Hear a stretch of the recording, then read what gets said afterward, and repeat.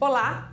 O agro não é tech, o agro não é pop, muito menos tudo. Texto de Marco Mitidiero e Jamila Goldfarb aponta que agronegócio permite que brasileiros passem fome.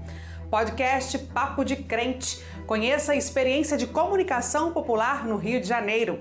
E mais, presidenta do Conselho de Segurança Alimentar e Nutricional do Ceará, Malvinier Macedo, aponta estimativas de aumento da fome no país. Eu te convido a continuar aqui com a gente. Eu sou Emília Bisotto e o programa Central do Brasil está começando agora.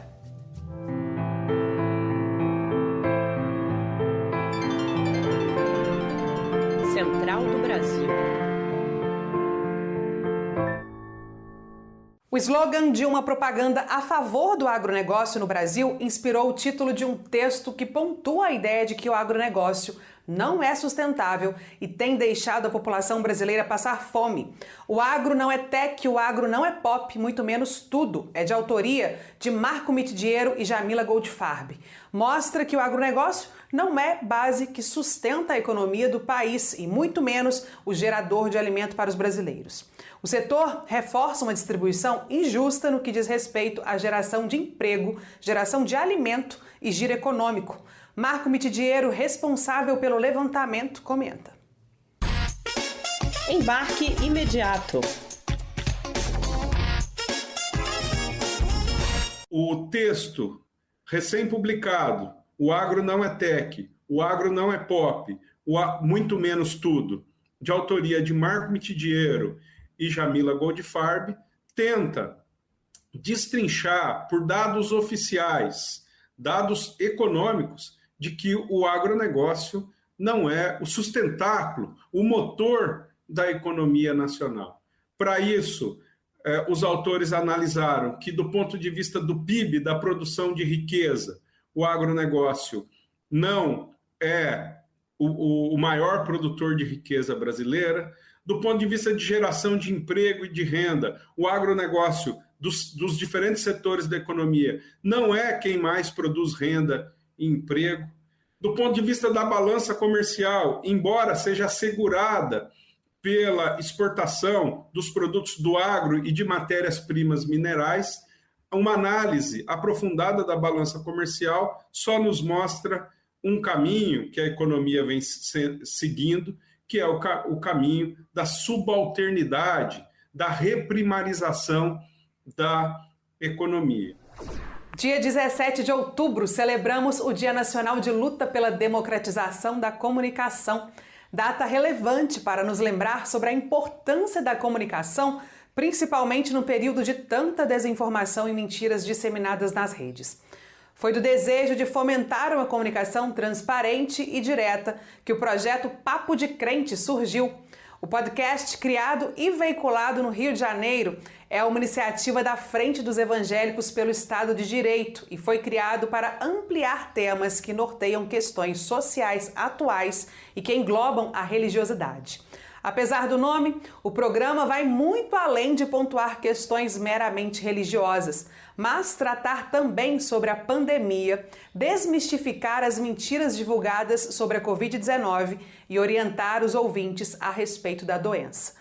Você confere mais detalhes sobre o projeto na reportagem de Jéssica Rodrigues.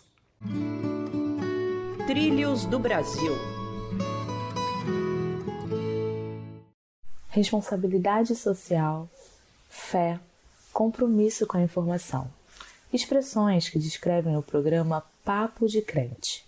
O podcast, que tem feito sucesso entre o público evangélico, surgiu em meio à pandemia de Covid-19 com a proposta de combater as notícias falsas sobre o vírus, explicar a importância da vacinação e dos protocolos de higiene e ainda reforçar a necessidade do cuidado com o próximo para superar esse momento tão difícil.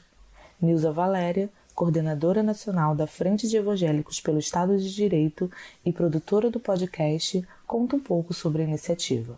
A gente foi ampliando os temas, a gente foi falando de outros assuntos além da Covid, ainda que o tema da Covid atravesse todos esses 15 programas, porque a gente ainda está no meio de uma pandemia, ainda tem gente morrendo, a gente só vai poder relaxar quando não tivermos mais ninguém morrendo e o nível de vacinação alcançar pelo menos 90% da população brasileira.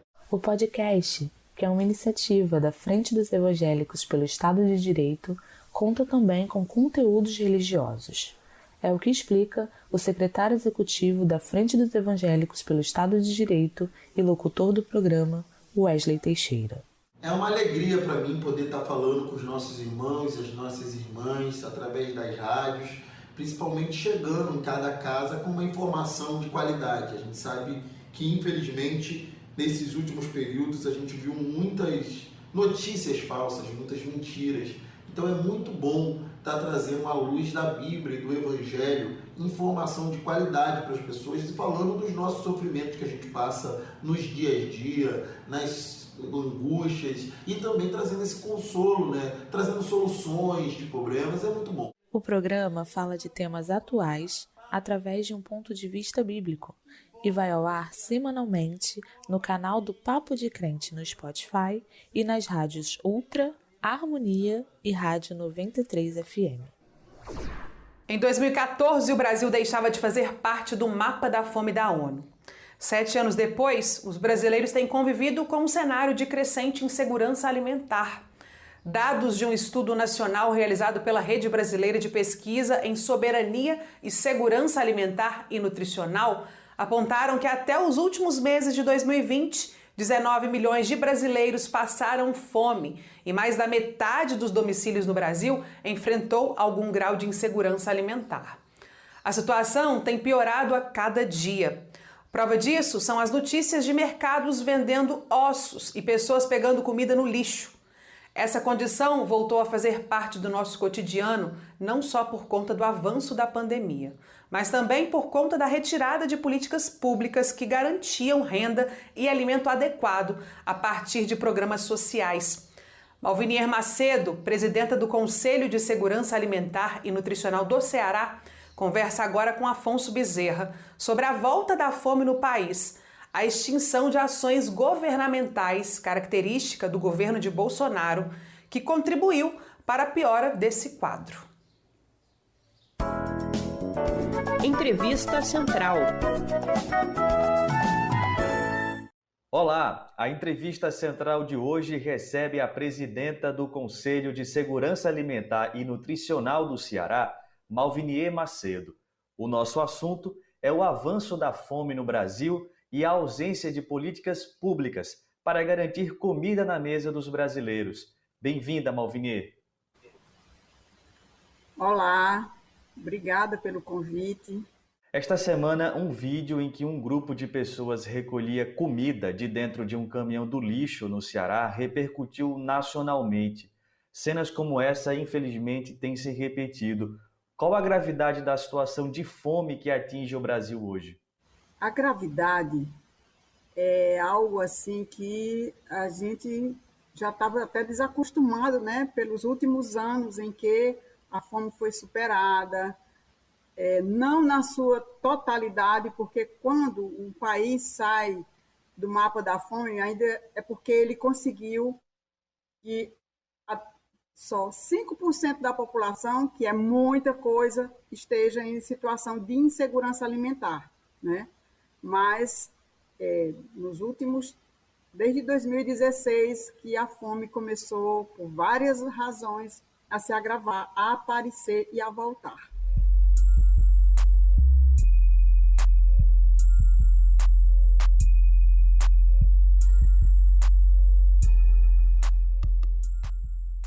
Quem são estas pessoas que estão entre as milhares em situação de fome no país? Qual o perfil socioeconômico dessa população? Essa população, ela está no mundo urbano e no mundo rural.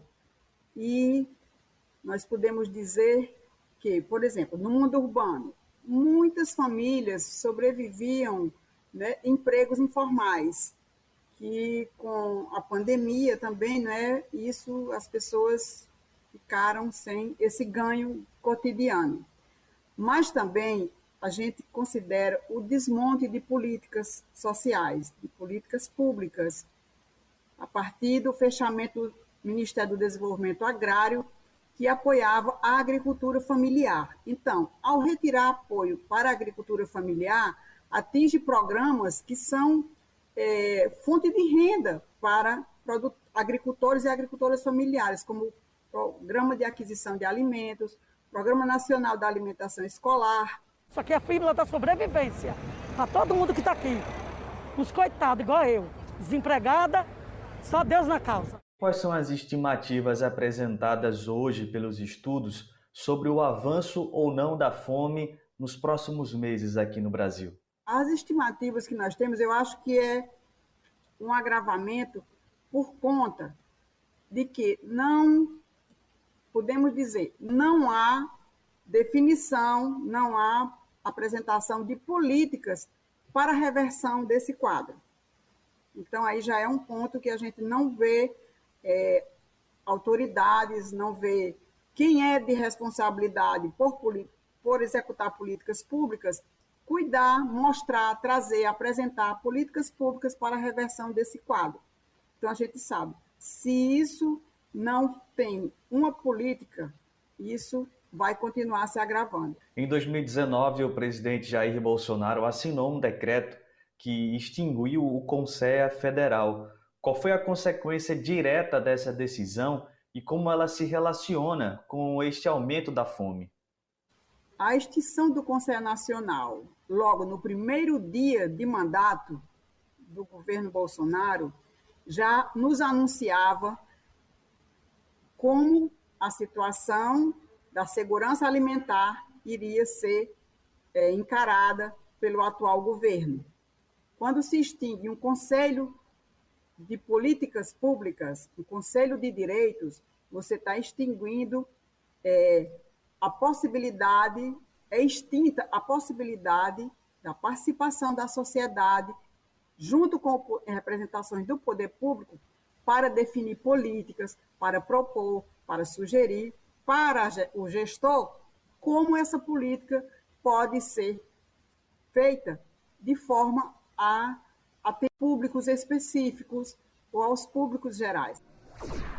Localizada no Rio Grande do Sul, a Floresta Nacional de Canela, a Flona, é o centro de uma ação indígena que começou há cerca de 15 anos. A ação retoma a busca pelo reconhecimento da terra indígena Caigangue, projetada na luta pelo direito ao território ancestral. O cacique Maurício Ventaim Salvador, de apenas 26 anos, assumiu a missão de liderar seu povo depois da morte de seu pai, que comandava o ato. Essa história está sendo contada no documentário Conhum Mag, O Caminho da Volta à Floresta de Canela, lançado no dia 29 de setembro. Parada Cultural.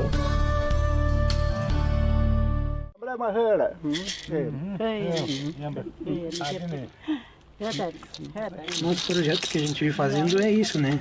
Fortalecimento da cultura caigangue, fortalecimento dos costumes, das tradições, das pinturas, das escritas, da fala, das crenças e também do espiritualismo, né? A gente vem buscando também esse conhecimento através dos nossos velhos, né? Nossos velhos que deixaram esse legado para nós e para a gente continuar esse legado, né? Atualmente, 10 famílias caingãs ocupam o território da floresta. Quando o processo de retomada começou, ainda com seu pai, eram cerca de 50 famílias.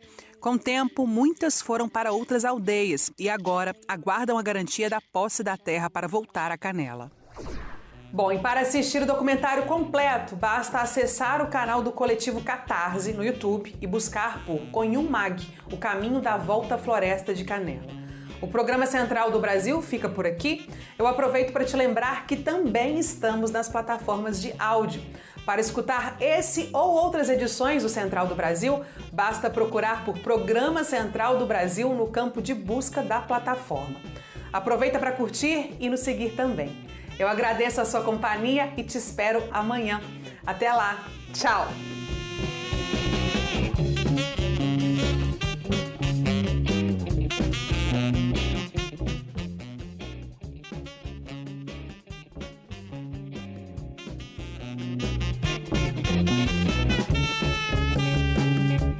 Central do Brasil, a rede de comunicação dos movimentos populares.